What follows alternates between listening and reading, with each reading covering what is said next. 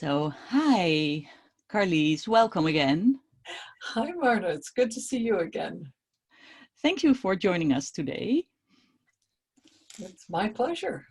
Yeah, we agreed to talk about the bending of the fingers, or if you within the mudras, or if we bend our fingers or straighten, no.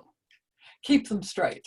Yeah. Keep them straight, because I got some questions about it, and I think it's really interesting to know what you have to say about that. Yes.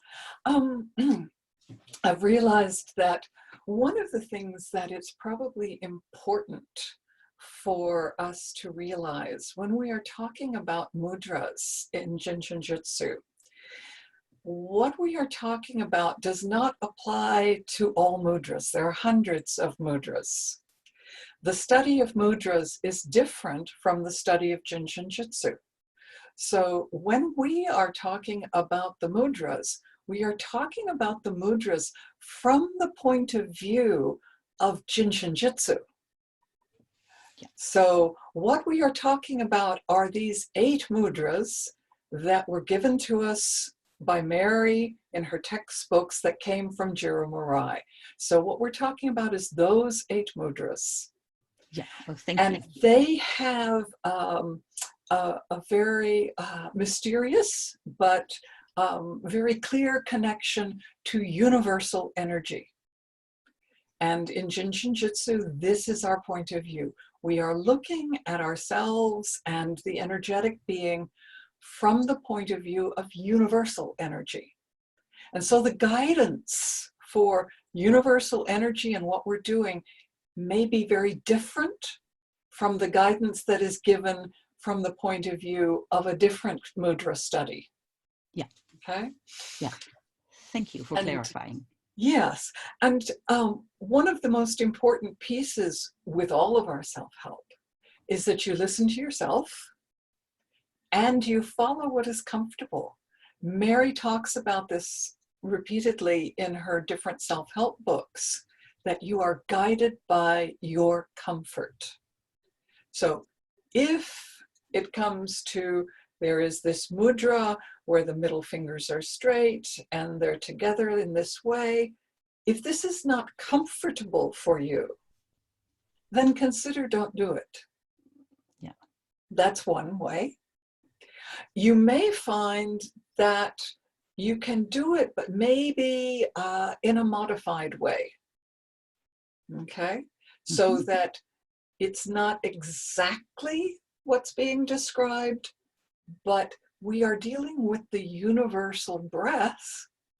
So yes, you can listen to where your comfort is as you use the mudra. Now, I'm using this example because when I first started doing mudras, I could not do this one. Okay. And you'll see that when I place the middle fingers together, part of the instruction is that the other fingers are down like this. When I do this with all of my fingers, even today, this is not comfortable. Okay. So when I'm doing this mudra for myself, I relax my fingers. And what you will see is that these fingers come up more than the other ones. The other ones are able to stay down very comfortably, but these come up. Okay? Yeah. So how much these fingers get bent, I am listening to myself, I am listening to my hands, I am listening to the feedback from within myself as to what is comfortable for me to do. Are they completely bent? Are they more straight? And maybe when I first started, they might have been very straight indeed. Okay. This is true of all of the mudras.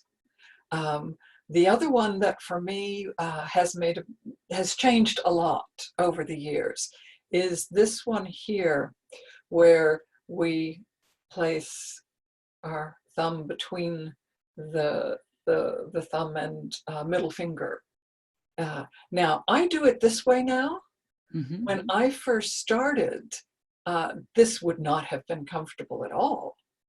No. I relax my hands to find the comfort.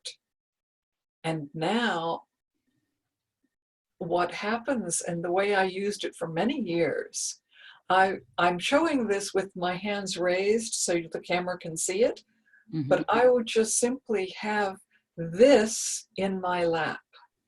Because when I put that down into my lap, my shoulders relax, my breathing is easier. It's very, very comfortable for me. Yeah.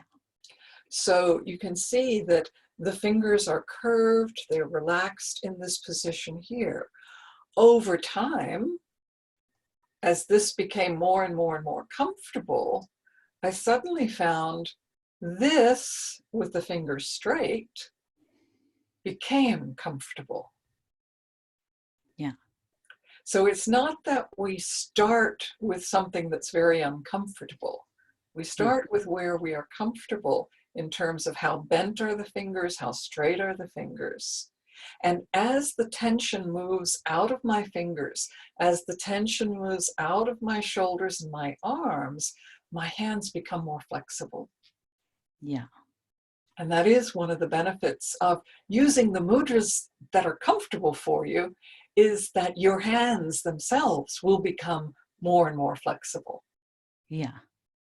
Yeah, that's true. And it's also sometimes one week it can be comfortable and another week you think, oh, this Yeah. is not very nice to do. Yes. Yeah. Yeah.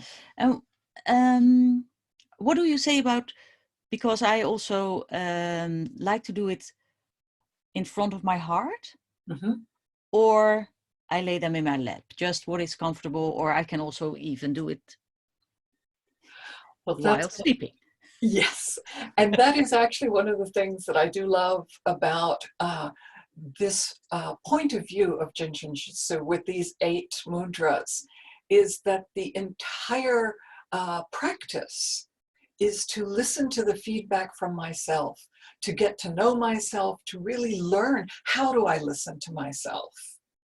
Yeah. And one of the ways of listening to the feedback can be that very simple, okay, if I'm doing this mudra, and now, where is it most comfortable for me to have this mudra?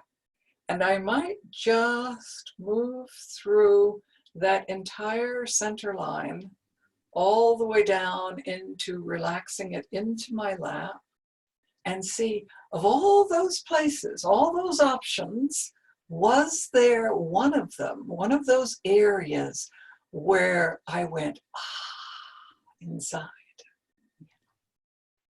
And sometimes that's here, and sometimes it's actually the solar plexus. Yeah. Other times, as you say, down in the lap. And not very often, but from time to time, there's something up here that, Now, it's not for very long, because again, I need to be listening to the feedback, and it's not terribly comfortable for me to be having my hands over my head for a long period of time. But that may just be a place that, oh yes, I like that. Just for a moment to feel the energy there. Yes, and again, it is for me to change where my hands are when I'm practicing the mudra. Mm-hmm. It's actually a practice of how can I develop my ability to listen to myself. That is more of my focus when I'm doing that. It's not so much about, is there a correct place or an incorrect place to be holding the mudra. It's about, where am I getting the most feedback so that I can practice learning to listen to myself. Yeah. Yes, it's very interesting also. We were performing the mudras together, and what we noticed, that one side was more comfortable also to do than the other side. So what do you advise? To stay with the most comfortable one, or also do the less comfortable one maybe? And that's where it's really important to remember. This is from the point of view of Jin Shin Jyutsu. Mm-hmm. And my understanding and what I have been taught always, listen to your comfort. This is something that Mary talks about in her self-help books. You listen to the comfort and you go to where it is comfortable. You listen for that exhalation, that moment, that total relaxation within myself. This is what we're talking about with the comfort. And by practicing the more comfortable side, then with time, the other side may become more comfortable. And then there's a balance between the two. And that will happen automatically just by going to the side that is most comfortable for you. Yeah. Well, thank you. It was beautiful again to talk about this with you. Thank you very much. And see you next time. I look forward to it. Thank you. Yes, thank you.